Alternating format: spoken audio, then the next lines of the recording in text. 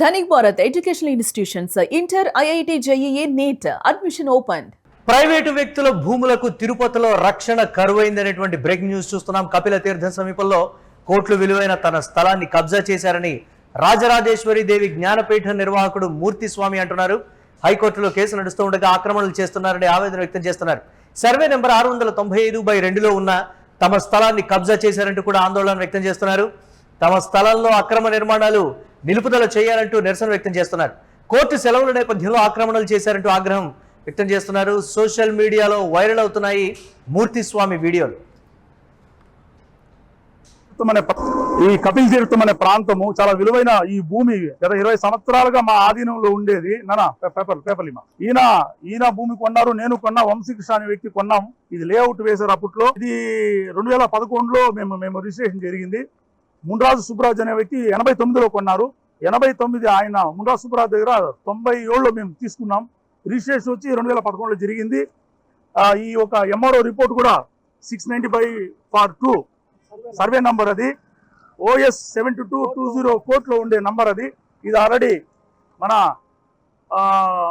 2017లో MRO గారు ఇచ్చిన report. ఇది 2017లో ఇక్కడ నా భూమి ఉంది, సర్వే చేస్తున్నామని చెప్పి సర్వే చేయించిన రిపోర్టు.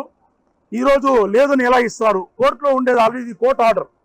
కోర్టులో ఉండేదాన్ని వీళ్ళు కన్స్ట్రక్షన్ చేసుకునే ఎలా అనుమతిస్తారు? కోర్టులో ఉండేదాన్ని వీళ్ళు ఎలా మాది అని చెప్తారు? వాళ్ళు డాక్యుమెంట్ తీసుకుని రమ్మనండి. వాళ్ళు ఇక్కడ ఈ విధంగా భూ కబ్జాదారులు తిరుపతిలో విపరీతంగా అయింది. రెవెన్యూ ఉంది సార్, నాకు ఆల్రెడీ 2017లో నాకు రెవెన్యూ రిపోర్ట్ ఇచ్చారు. ఈ ఏకపక్షంగా రెండుని పరిశీలించండి, నాది లేకపోతే నేను పక్కకి వెళ్తా. అదే కాకుండా ఒక పక్షాన ఇక్కడ పెద్దల అండదండలు చూసుకొని కొంచెం ఈ భూ ఆక్రమణాలు తిరుపతిలో చాలా జరుగుతూ ఉన్నాయి. కానీ మాలాంటి సాధు సంతతి భూమి కూడా లాక్కోవడం ఇది ఎంతవరకు న్యాయమని నేను అడుగుతున్నా. నా దగ్గర రికార్డ్స్ ఉన్నాయి, నా దగ్గర కోర్టు ఆర్డర్ ఉన్నాయి. కోర్టు ఆల్రెడీ కోర్టులో ఉండే దాంట్లో కోర్టుని ధిక్కరించి ఎంఆర్ఓ ఏ విధంగా సర్టిఫికేట్ ఇస్తాడు ఇక్కడ కన్స్ట్రక్షన్ చేసుకోమని చెప్పి? తుడా ఎలా పర్మిషన్ ఇస్తుందండి? నాకు అర్థం కాలేదు. తుడా పర్మిషన్ ఎలా ఇచ్చింది? ఇది కూడా నేను ప్రశ్నిస్తున్నానండి. ఇంత విలువైన భూమిలో ఇంత విలువైన భూమిని ఈరోజు ఇంతమంది ఎలక్ట్రిసిటీ ఎలా ఇస్తారు? భూమికి పర్మిషన్ ఎలా ఇస్తారు? ఎంఆర్ఓ ఎలా ఇస్తా ఉన్నారు? ఎంఆర్ఓ గారు కూడా నేను ఆల్రెడీ పెట్టుకున్నాను. మాకు సర్వేకి మాకు ఎక్కడ న్యాయం జరిగింది? ఏకపక్షంగా జరుగుతుంది. నాకు న్యాయం జరగాలని కోరుకుంటున్నాను. రైట్, ఇక కపిల తీర్థం సమీపంలో ఉన్న కోట్ల విలువైన తన స్థలాన్ని కబ్జా చేశారని రాజరాజేశ్వరి దేవి జ్ఞానపీఠ నిర్వాహకుడు మూర్తి స్వామి అంటున్నారు. ఇప్పటివరకు వారి మాటలు కూడా విన్నాము.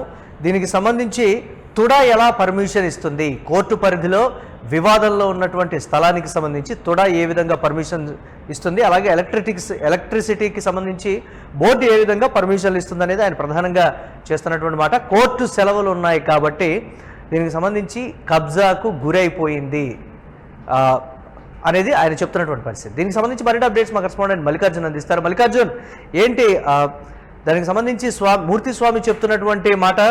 కోర్టు సెలవులు ఉన్నాయి, ఈ నేపథ్యంలో కోట్ల విలువ చేసేటువంటి భూమిని కబ్జా చేశారు అనేటువంటి మాట కోర్టు పరిధిలో వివాదంలో ఉంది. దీనికి సంబంధించి తుడా ఎలా పర్మిషన్ ఇస్తుంది? ఎవరో లేఅవుట్ వేశారని కూడా చెప్తూ ఉన్నారు. ఏంటి అప్డేట్స్ ఏ విధంగా చూడాలి? మురళి, తిరుపతిలో ప్రైవేట్ వ్యక్తుల భూములకు రక్షణ లేకుండా పోతుందని చెప్పేసి కూడా పూర్తి స్థాయిలో మూర్తి అనే వ్యక్తి కూడా సోషల్ మీడియా వేదికగా కూడా తన ఆవేదనని వ్యక్తం చేస్తున్న సందర్భాన్ని మనం చూస్తున్నాం. ముఖ్యంగా కపిల తీర్థం సమీపంలో ఉన్నటువంటి కోట్ల విలువైన భూమి అని చెప్పుకోవచ్చు. ఈ భూమి పైన కూడా కొంతమంది కన్నేసి పూర్తి స్థాయిలో హైకోర్టులో ఉన్నప్పటికీ కూడా కేసు నడుస్తున్నప్పటికీ కూడా ఆ భూమిని స్వాధీనం చేసుకోవడానికి అక్కడ ఇల్లీగల్ కన్స్ట్రక్షన్ కూడా చేపడుతున్నారని చెప్పేసి కూడా ఎవరైతే జ్ఞానపీఠం నిర్వాహకులు ఉన్నారు మూర్తి, ఈ నేపథ్యంలో కూడా ఆవేదన వ్యక్తం చేశారని చెప్పవచ్చు. హైకోర్టులో కేసు నడుస్తుండగా కూడా ఈ విధంగా కూడా ఎట్లా అంటే తిరుపతి అర్బన్ డెవలప్మెంట్ ఎలా దీనికి పర్మిషన్ ఇస్తుందని చెప్పేసి కూడా మనకు ఆవేదన వ్యక్తం చేశారు. ముఖ్యంగా సర్వే నెంబర్ 695/2లో ఉన్నటువంటి స్థలాన్ని కబ్జా చేశారు. ఈ కబ్జాన్ని వెంటనే నిలుపుదల చేయాలి.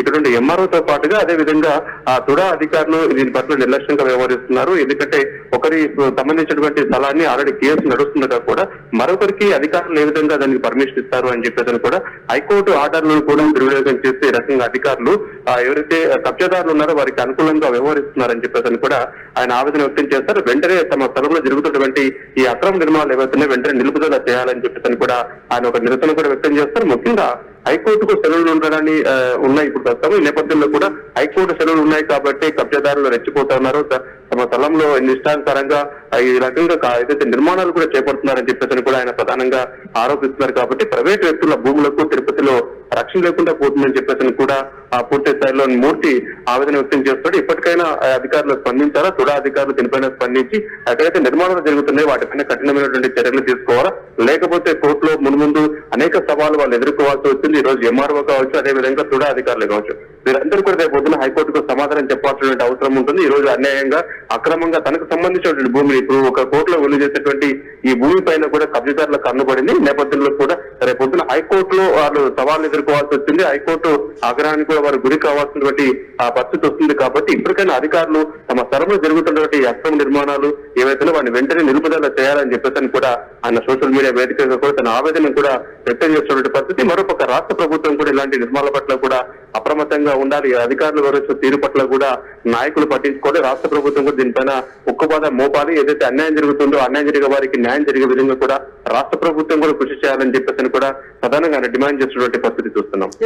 తుడా అధికారులు కూడా ఆయన ప్రశ్నిస్తూ ఉన్నటువంటి పరిస్థితి ఉంది కదా. తుడా అధికారులు ఎందుకు స్పందించడం లేదు, మాట్లాడటానికి కూడా ఎందుకు నిరాకరిస్తున్నారు అనేదే ప్రధాన ప్రశ్నగా మారింది. ఏం చెప్తున్నారు తుడా అధికారులు దీని మీద?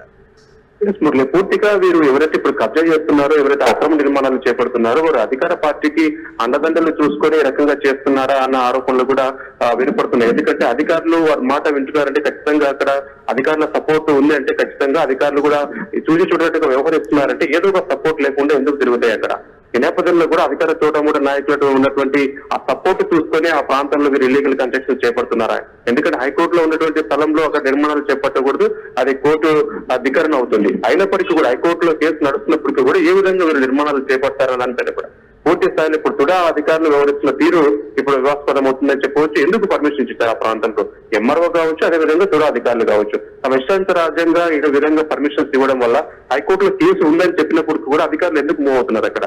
రేపు పొద్దున ఒకవేళ హైకోర్టు దీనిపైన కేసు వేస్తే మరొకసారి కోర్టుకు వెళ్తే కనుక ఇప్పుడు ఆ తుడా అధికారులు కావచ్చు, అదేవిధంగా ఎంఆర్ఓ కావచ్చు, వీరందరూ కూడా కోర్టుకు సమాధానం చెప్పాల్సి ఉంటుంది. కాబట్టి తుడా అధికారులు ఇప్పటికైనా స్పందించి జరుగుతున్నటువంటి ఈ అక్రమ నిర్మాణాలు ఏవైతే ఉన్నాయో వాటన్నిటిని కూడా ఇమ్మీడియట్ గా ఆఫ్ చేయాలి, లేకపోతే రేపొద్దున కోర్టుకు సమాధానం చెప్పాలి. అనేక ఇబ్బందులు ఎదుర్కోవాల్సినటువంటి పరిస్థితి కూడా ఉంటుంది. ముఖ్యంగా ప్రైవేట్ భూములకు రక్షణ లేకుండా పోతుంది ఈ నేపథ్యంలో. ఎందుకంటే ఆ అండదండలు చూసుకొని ఇష్టారాజ్యంగా కబ్జాదారులు రెచ్చిపోతున్నారు. కాబట్టి రాష్ట్ర ప్రభుత్వం మూర్తి స్వామి పోలీసులు ఏమైనా సంప్రదించారా దీనికి సంబంధించి?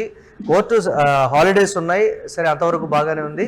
సో ఈ లోపల జరిగినటువంటి ఈ పర్వానికి సంబంధించి రక్షణ కల్పించాలని పోలీసులు ఏమైనా ఆశ్రయించారా? వారి నుంచి స్పందన ఏంటి? పర్టికులర్గా ఎవరిపైన ఆయన ఆరోపణ చేస్తూ ఉన్నారు ఆ కబ్జాకి సంబంధించి? దానికి సంబంధించి అప్డేట్స్ ఏంటి? పూర్తిగా కూడా పోలీస్ అధికారులను కూడా పలు సందర్భాల్లో ఈయన అక్కడికి వెళ్లారని చెప్పవచ్చు. స్టేషన్ కు ఏదైతే తన స్థలంలో జరుగుతున్నటువంటి అక్రమ నిర్మాణాలను నిలుపుదల చేయాలి, తమ దగ్గర ఈ హైకోర్టుకు సంబంధించినటువంటి ఆర్డర్ ఉంది, ఇది తమకు సంబంధించినటువంటి ఆ భూములు ఈ రకంగా జరుగుతుందని చెప్పేసి కూడా అనేక సందర్భాల్లో వెళ్ళినప్పటికీ కూడా ఎవరు పట్టించుకోలేదని చెప్పొచ్చు.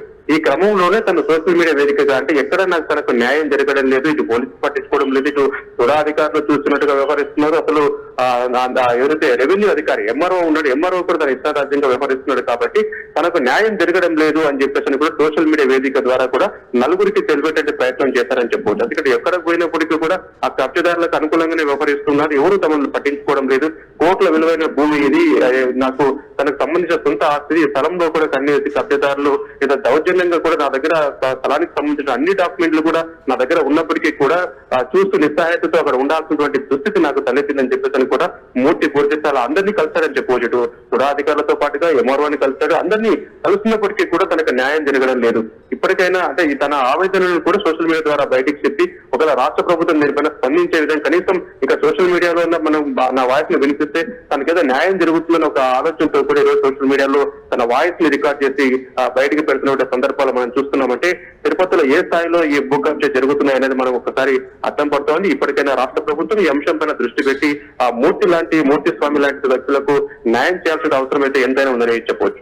Right, thanks for updates Mallikarjun. ఇక ప్రైవేటు వ్యక్తుల భూములకు తిరుపతిలో రక్షణ కరువైంది.